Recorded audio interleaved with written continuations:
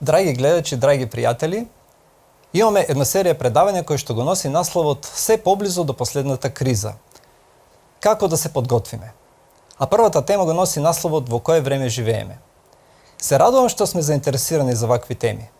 Овие неколку предавања ќе имаме можност да размислуваме за времето во кое што денес живееме, какво е тоа време и дали и денес, во ова секуларно постмодернистичко време, можеме да имаме вера во оваа книга, Библијата, или Светото писмо. Како верата во Бога, во ова модерно општество, можеме да ја вклопиме во сликата на времето денес. За да можеме да имаме појасна представа, ова прво наше размислување би сакал да го започнам со еден настан. Сакам да ви раскажам еден настан кој ќе ни помогне да се поставиме едно прашање на кое верувам е суштински важно да дадеме одговор. Ова е опис на настанот. На 20 декември 1995 година авионот АА на една американска компанија, лет 965, летал кон градот Кали во Колумбија. Кога на синото небо во Колумбија блеска сонце, летот со авион во градот Кали може да биде величествено. Андите се издигаат како кула, а авионот се движи меѓу нив низ длабоките долини.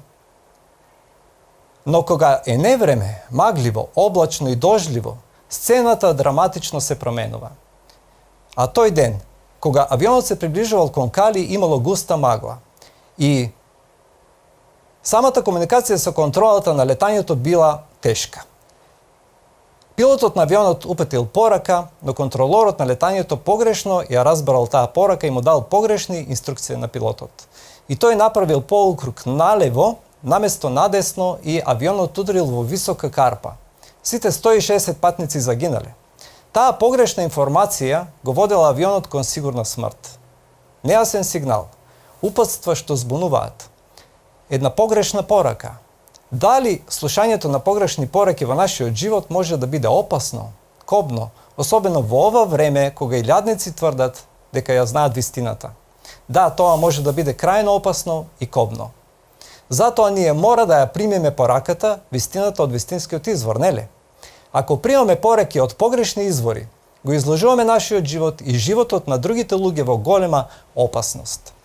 Во денешното постмодернистичко време, општо прифатена е една премиса, а тоа е дека секој човек има своја вистина и дека не постои апсолутна вистина. Секој може да верува во оно што сака и да му биде добро во животот. Но, дозволете да ви кажам, јас се сложувам со тоа дека секој може да верува во тоа што сака. Но не можам да се сложам дека секое верување, секоја вистина под наводници, на крајот ќе го доведе човекот таму каде што се замислува дека ќе стигне, дека ќе има среќен живот овде на земјата, а ќе наследи и живот после смртта. Ако овој ѕид е зелен, моето тврдење дека ѕидот има било која друга боја нема да ја промени бојата на ձидот. Ако верувам во било која заблуда, тоа нема да ја промени вистината. Вистината и понатаму се останува она што е. Вистина. Токму оваа книга, Библијата, Светото писмо, тврди дека постои само една апсолутна вистина, само еден вистински пат кој води кон среќа во овој живот и кон вечниот живот. Исус Христос, главната личност на Библијата, тоа го изразува со следните зборови. Тој кажува: "Јас, Исус Христос, сум патот, вистината и животот. Никој не доаѓа кај Отецот освен преку мене." Ова е радикална изјава. Спасителот Господ Исус Христос тврди дека тој е единствената апсолутна вистина. Верувам дека сте слушнали за протестот на христијанските кнезови во Германија 1530 година. Царот ги повикал германските кнезови на состанок и им кажал дека секој што поседува германска Библија ќе биде прогласен за непријател на државата и наредил да се забрани и уништи Библијата. Кнезовите се спротивставиле и кажале дека попрво ќе умрат наместо да ја забранат Библијата и да го забранат проповедањето на германски јазик. Затоа и тие германски кнезови биле наречени протестанти. Недолго после овој настан, Германија станала протестантска земја. Во неа престанале судирите, престанале караниците, крвопролевањата, луѓето си помагале едни со други. Настапил брз развој и процвет на науката и културата. Се зголемил просечниот живот на човекот и едно од најсилните нешта е тврдењето на различни писатели дека луѓето во таа држава биле среќни луѓе. Тие биле христијани. да си поставиме едно прашање. Зошто германските кнезови биле спремни попрво да умрат, наместо да се откажат од Библијата? Еве зошто. Тие имале едно мото. Сола скриптура. Што тоа значи? Библијата и само Библијата. Библијата, Светото писмо, е единствената книга која е мерило за верата, вистината и животот. Се друго, било да е книга или порака, мора да се испита со оваа книга, Библијата. Ако е во согласност со неа, тогаш тоа е вистина, но ако не е, тогаш е погрешна порака која води во пропаст и смрт. Еве што кажува самата Библија за себе си. Во книгата на пророкот Исаија, 8 глава, 20 стих, се запишани следните зборови. Допрашајте се до законот и до откровението. Ако некои речат дека не е така, тогаш во нив нема светлина. Со други зборови, пророкот сака да ни каже, ако некој зборува нешто што е поразлично од она што е овде запишано во Светото писмо, тоа не е вистина. Исус Христос кажал и така, секој што ги слуша и ги исполнува овие мои зборови ќе биде како мудар човек кој си изградил куќа на камен. И заврна дожд, и надојдоа реки, и дувнаа ветрови, и навалија на таа куќа, но таа не падна, зашто беше изградена на камен. Во време на криза, при невреме, при налетот на различни кризи, неволи и искушенија, оној што ги слуша и исполнува зборовите на Исус Христос, ќе може да помине неповреден низ густата магла и безбедно да стигне на местото каде тргнал. Во ова време, кога небесното летало наречено Земја се движи среде карпите и маглата, единствениот извор од каде можеме да ги добиеме вистинските пораки, да ја приеме светлината и вистината, тоа е Библијата и нашиот Господ Исус Христос. Уште сега, верувам ќе се сложите со мене, ние можеме слободно да го поставиме ова правило. Ако тоа е запишано во оваа книга Библијата, јас му верувам. Но ако не е во согласност со Библијата, значи дека не е за мене. Сега можеме да ја отвориме Библијата и да видиме што кажува таа за денешното време. Еднаш кога Исус го напуштил храмот во Ерусалим, а тоа било за последен пат, им кажал на неговите ученици дека нема од овој храм да остане ни камен на камен. И кога стигнале на Маслинската гора, неговите ученици му пристапиле и му поставиле едно прашање. Кажи ни кога ќе биде тоа и каков ќе биде знакот за твоето доаѓање.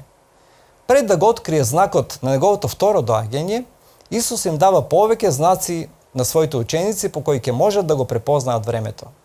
Тие знаци ни се дадени и на нас, за да можеме да видиме во кое време ние денес живееме.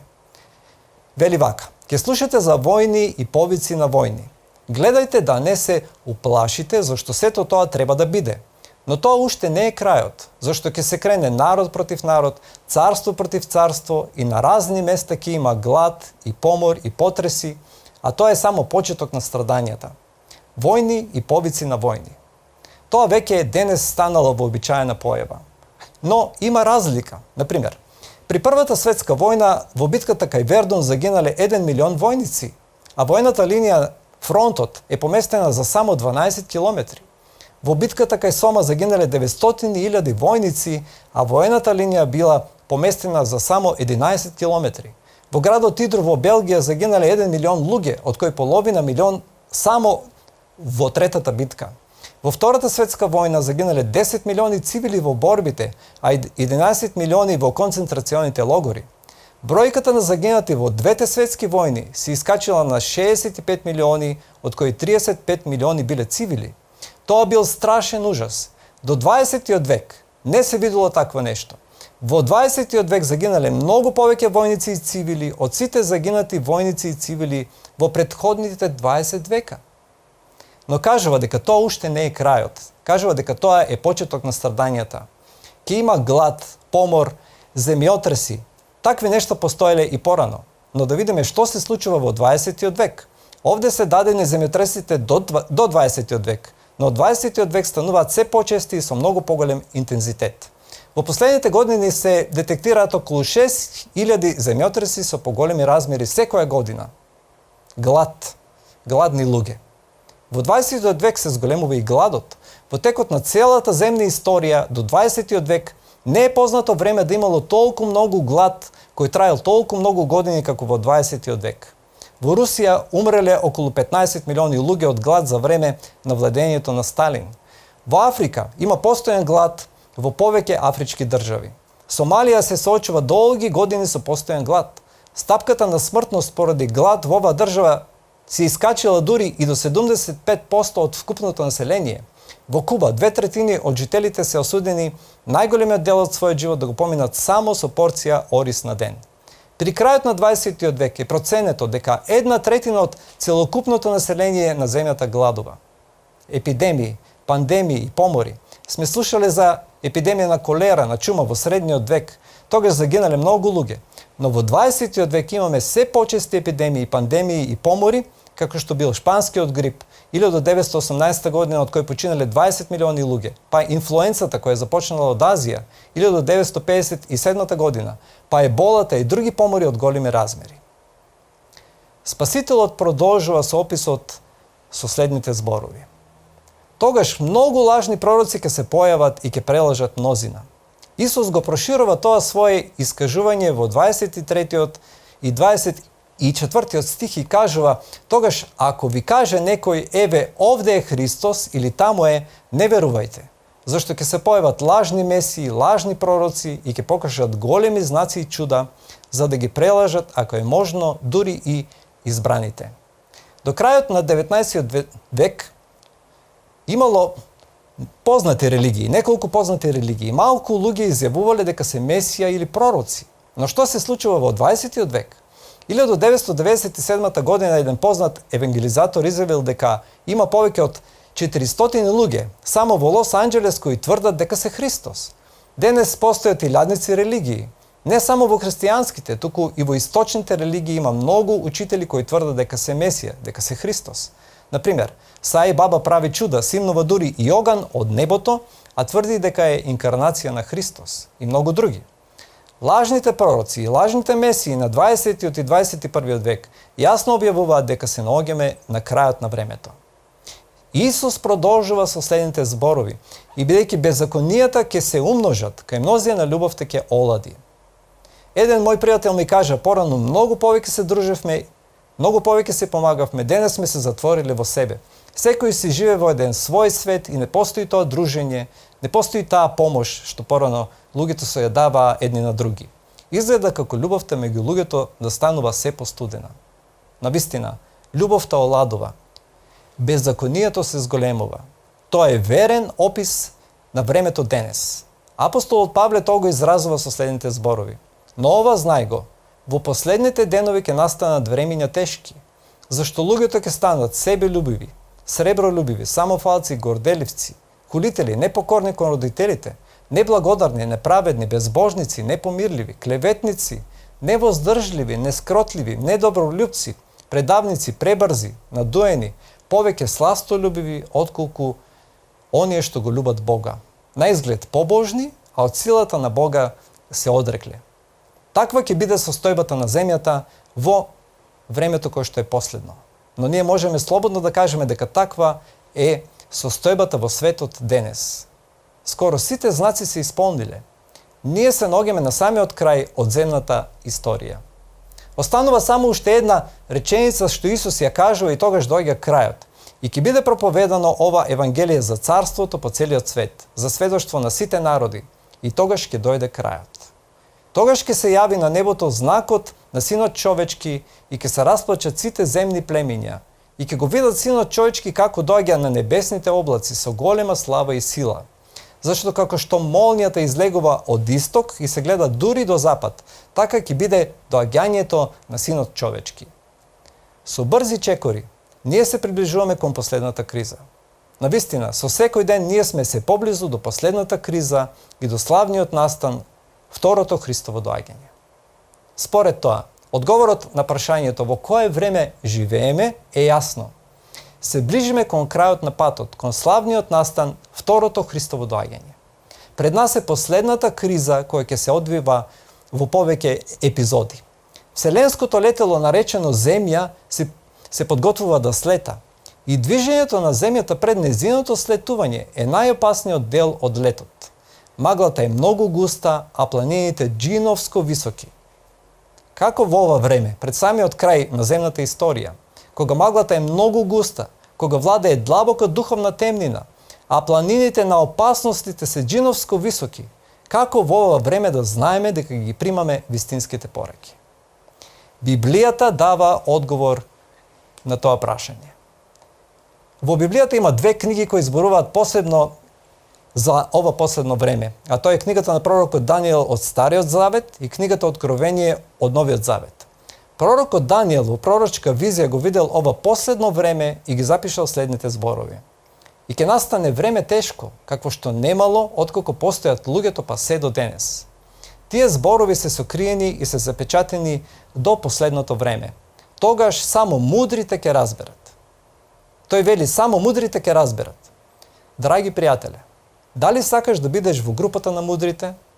Дали сакаш да имаш сигурност дека примаш вистински пораки? Ако сакаш, послушај го советот на Господ Исус Христос, кој е запишан во Евангелието според Матеј. И така, секој што ги слуша и ги исполнува овие мои зборови, ќе биде како мудар човек кој си изградил куќа на камен. И заврна дожд, и надојдоа реки, и дувнаа ветрови, и навалија на таа куќа, но таа не падна, зашто беше изградена на камен. Мудрите се оние што ги слушаат и ги исполнуваат Христовите зборови. Само тие ќе разберат токму затоа што тие ќе бидат оние што ќе примаат вистински пораки. Тие ја дознаваат и ја примаат вистината од единствениот извор на вистината, а тој е Исус Христос. Бидејќи самиот Исус кажува дека тој е патот, вистината и животот. Тој вели: јас сум светлината на светот, кој врви по мене нема да оди во темнина, а ќе има светлината во животот. Драги пријателе, на кого и во што ќе веруваш во ово последно време? Во тоа големо разбранувано море на информации и тврдења, кога многу гласови се слушаат, дали ќе одлучиш да ја примиш вистинската порака? Денес, кога товарите на животот и бремињата на времето не притискаат од сите страни, кога се повеќе има војни и гласови за војни, кога земјотресите се не застрашуваат и се нижат, кога гладот се зголемува, кога има се почести помори и пандемии, и се повеќе гласови на измамнички пророци и лажни месии, Исус те повикува да дојдеш кај Него. И кај Него, кој е патот, вистината и животот, да најдеш одмор и мир. Тој го упатува на тебе, тој ти го упатува на тебе овој повик кој го упатил на луѓето додека бил на земјата. Дојдете кај мене сите изморени и обременети, јас ќе ве успокојам. Земете го мојот јарем на себе и научете се од мене, бидејќи сум кроток и смирен по срце, и ќе најдете мир за вашите души. Довери се уште денес на Исус. Тој единствено може сигурно да те води во овој живот, зашто тој е патот. Тој единствено може да ти даде вистински живот, зашто тој е животот. Бог ти упатува уште една порака денес. Апостол Павле кажува: сега е денот на спасението. Сега е твоето време на одлука. Денес Исус те уверува дека денес е тоа благопријатно време за одлука, нова шанса да му кажеш да на Него. Дојди кај Него и избери го животот. Дозволи ми сега заедно со тебе да му упатиме молитва на Господа. Господе, јас разбирам дека Ти си единствениот пат, вистина и живот и дека Ти си, Господи, единствениот кој што ме любиш со вечна љубов. И дека на Тебе, Господи, јас единствено можам да се потпрам, дека Ти ќе ми ја кажеш вистинската порака во ова последно време. Јас, Господи, дознавам од Твојата реч дека Ти си оној кој што единствено може правилно да го води мојот живот и може низ ова море денес во светот да ме води по правиот пат. Затоа, Господи, мојата одлука е да Ти го предадам мојот живот на Тебе. Да Твојот глас го слушам, да ја примам Твојата порака и да живеам според Твојата волја.